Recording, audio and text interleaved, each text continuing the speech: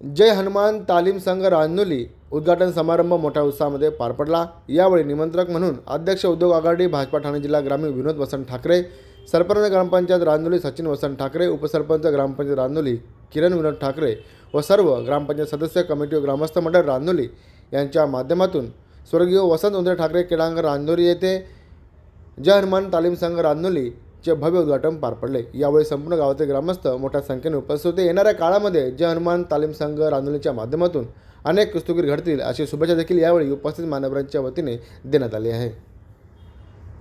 असं तुमच्या आशीर्वादाने जाहीर करतो। खरोखर तुमच्या आमच्या सर्वांच्या दृष्टिकोनातून अभिमानाची गोष्ट आहे। आता अंकुश दादाने सांगितलं का कुस्ती हे आपण क्रिकेट खेळतो, प्रत्येकात दादा आवडता खेळ आहे।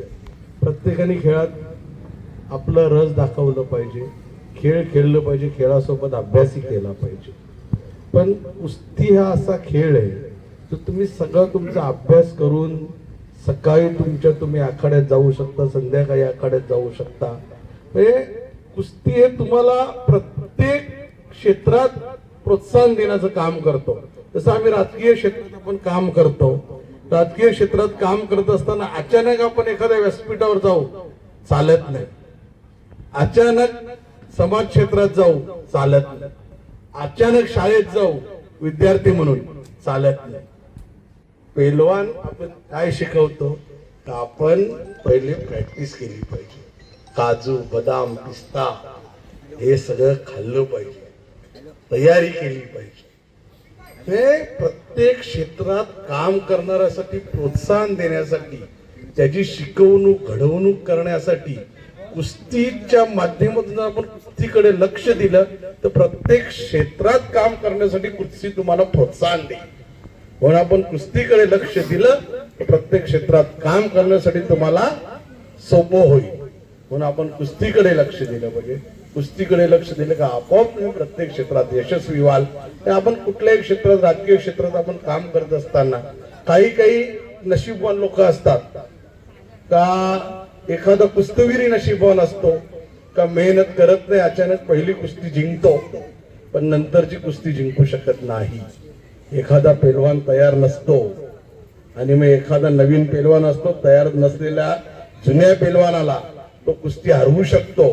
पण जेव्हा दुसरी कुस्ती होतो जेव्हा ताकदवर काजू, बदाम, पिस्ता प्रॅक्टिस झालेला पैलवान असतो तो त्याला चारी मुंड्या चित करतो।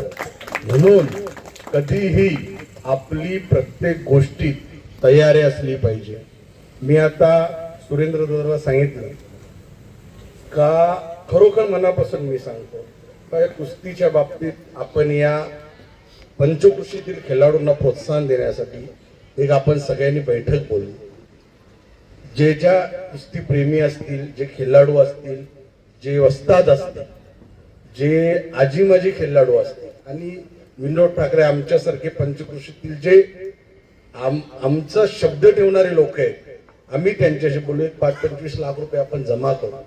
जे कोण गोरगरीब खेळाडू आहेत त्यांना सगळ्यांना सोयी सुविधा खेळाडूंना देता येत नाही। एखाद्याची इच्छा असताना सुद्धा परिस्थितीनुसार खेळ सोडावा लागतो। अशा खेळाडूला खेळ सोडावा लागू नये यासाठी आपण सगळ्यांनी प्रयत्न केले पाहिजे। म्हणजे नुसतं विनोद ठाकरेंनी आणि सचिन ठाकरे यांनी ग्रामपंचायतनी फक्त आखाडा तयार करून चालत नाही, तुमच्या आमच्या सर्वांनी त्यांना साथ दिली पाहिजे। आपण सगळ्यांनी साथ दिली तर खेळाडू तयार होतील।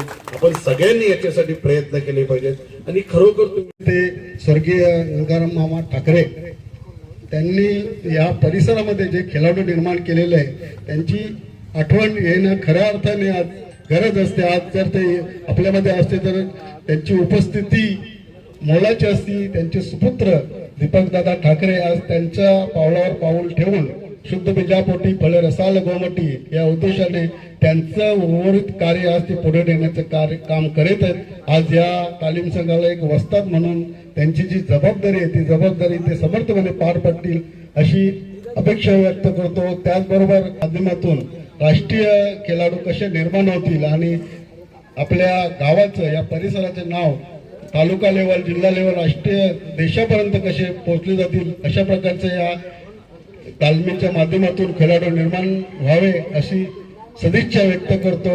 कारण कुस्ती म्हणजे एक स्पर्धा असते. स्पर्धा म्हणजे यश आणि अपयश. अपयश ही यशाची पहिली पायरी असते. यश ही गुणवंत असतो, अपयश ही गुणवंत असतो.